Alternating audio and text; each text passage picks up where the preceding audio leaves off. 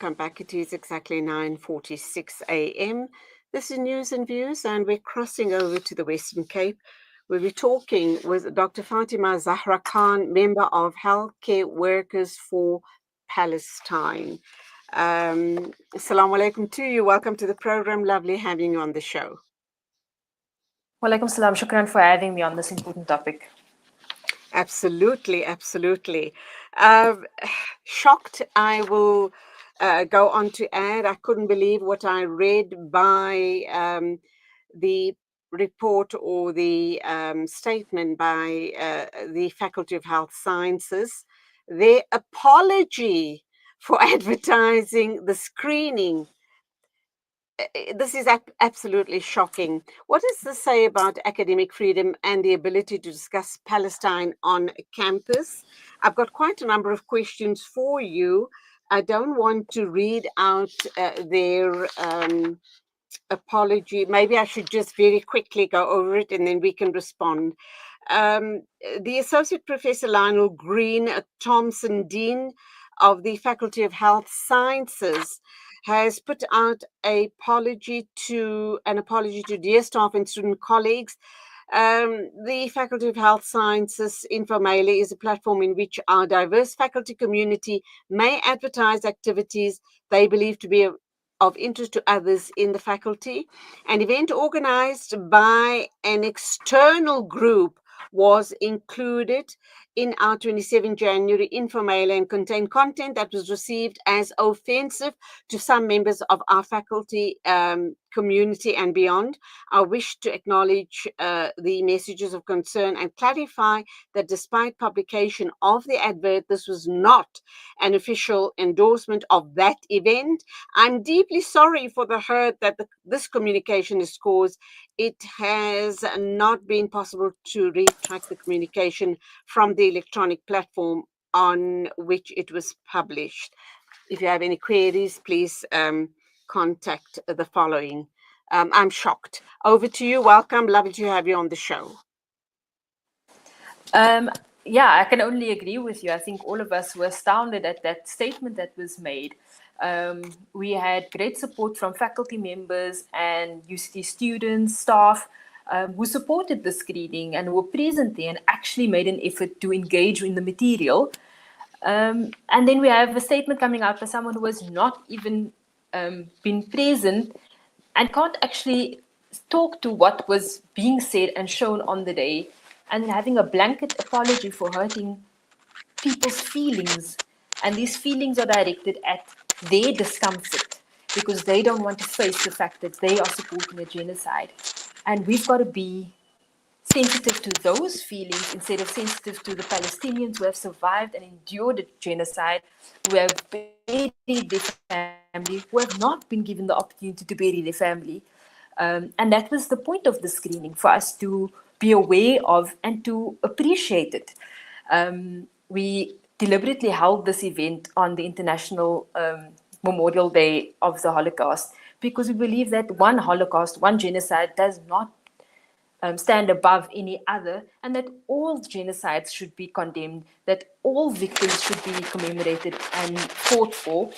And that was the point of the event. And so to have our presence and our aim of the evening apologized for was deeply hurtful and disrespectful. And Dr. despite Fatima, UCT's... carry on. Yes. For many of us, we have thought UCT was at the forefront of the progressive movement of acknowledging the genocide, of acknowledging the Palestinians as a people, and then to have the Dean of the Health Faculty turn around and do this defeats any progress that they've made. And we fear for our faculty members and staff members and students who do support Palestine that this is the future for them, censorship and denial of their experiences. Do you believe UCT's response is part of a larger pattern of silencing Palestinian voices? How does this compare to the treatment of other human rights issues on campus? So that is the concern, that there is a disproportionate censorship of pro-Palestinian media, of the freedoms that these people and that our colleagues are subjected to. The health faculties should be at the forefront of defending human rights, international humanitarian law, and protecting our own medical colleagues from war crimes. And when this isn't done, when we can't, as medical professionals, can't stand up for our colleagues, how can we expect the rest of the world to? We can't, they haven't released the names or positions of the people who have complained, so we actually don't know what the nature of the complaints is, but that it was given such a broad apology is unacceptable. And this is quite ironical given that South Africa had gone to The Hague with regarding the crimes against humanity with this genocide case. They've gone to the ICC and the ICJ to declare this a genocide. So on the one hand, the government is doing all of this hard work, and on the other hand, you have faculty members dismissing these issues as offensive to a very small majority or very small minority of people who take umbrage to us raising our voices on these heinous crimes on the Palestinian people. However, given that this documentary highlights attacks on hospitals and medics, what responsibility do you believe medical professionals, especially students and faculty at UCT, have in speaking out against these crimes? I think that as medical professionals, we should be at the forefront of discussing and condemning these crimes against the hospitals, the staff, and the civilians who have taken refuge within the hospitals.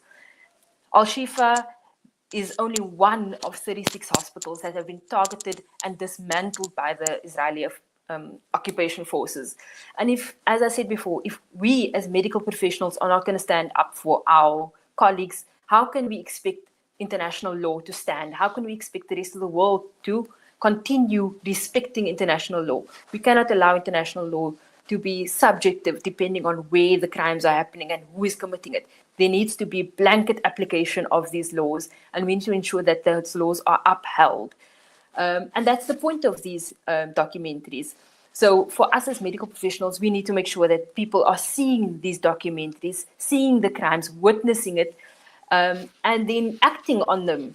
So we are hoping to have more screenings throughout the country of Al-Shifa, but it is also available on Al Jazeera 360's app, where you can see it free of charge, or you can go to Al Jazeera 360's YouTube channel where you can see the video. So share it with your colleagues. Make sure that those people that say it's not my fight see this, because once you see that similarities, you see the abandoned hospital beds, you see the ICU destroyed, I don't think you as a medical professional can stay neutral. And that's what we need to do. We need to get people off the fence and speaking out on behalf of their colleagues. Some argue that institutions should remain neutral on politically sensitive issues. Do you think neutrality is possible in the face of genocide, especially in the medical field? Absolutely not.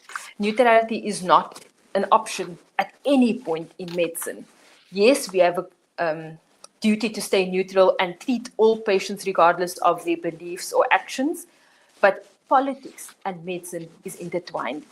We can link it to the Trump administration and the freezing of funding, which is affecting all of AIDS relief within Africa and specifically South Africa. Politics and medicine is intertwined. You can never separate the two. And to say that you are separating the two is to claim neutrality, but actually choosing the side of the oppressor. So there is no neutrality. We cannot be complicit by silence. We need to be advocating at all points for our patients and for all our colleagues and all of medicine as a whole throughout the globe.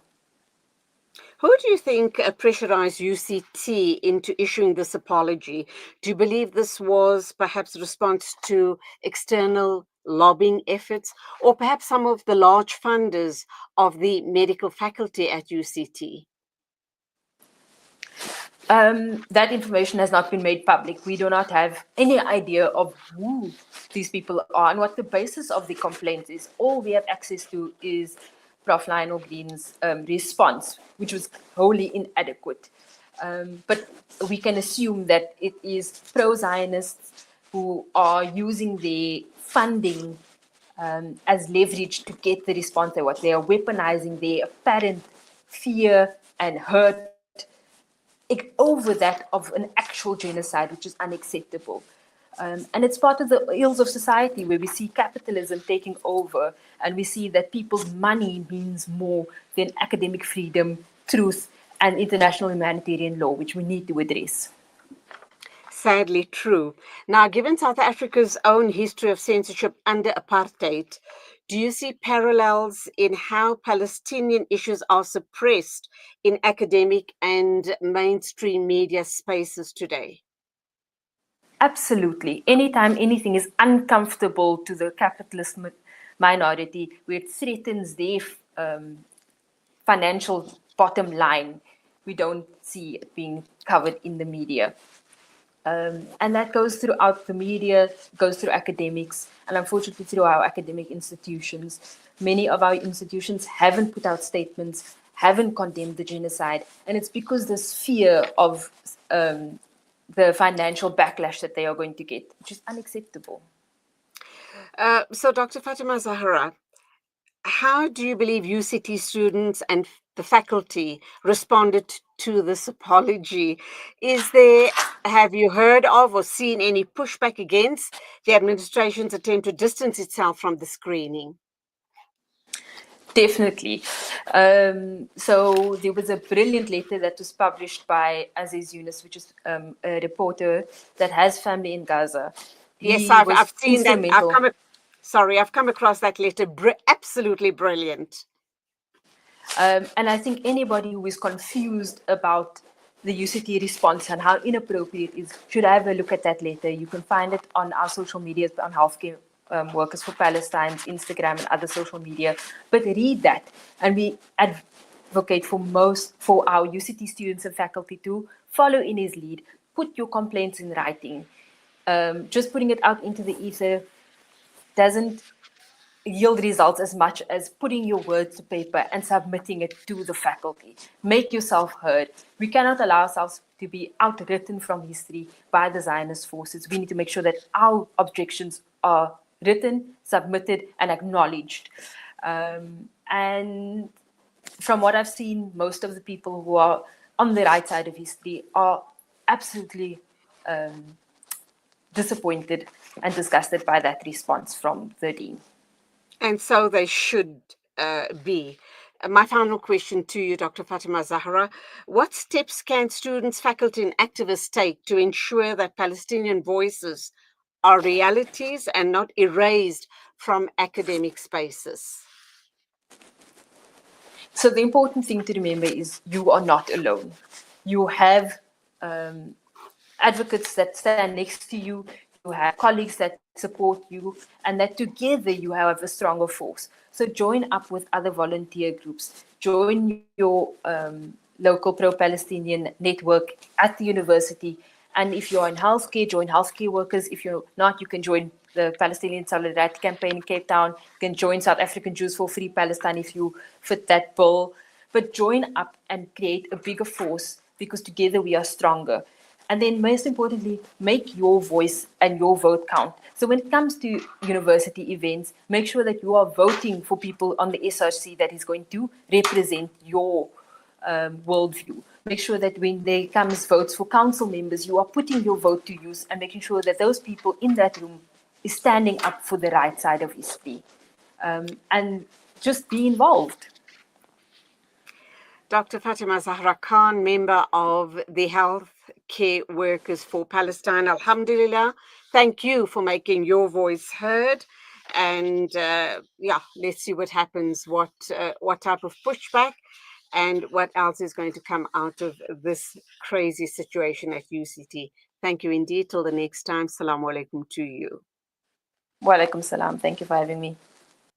It's exactly 10 o'clock, but we're not closing off as we normally do at this time of the morning. We have another important community-based story to share with you, and inshallah, We'll take that up next in a minute or two, so please do stay with us.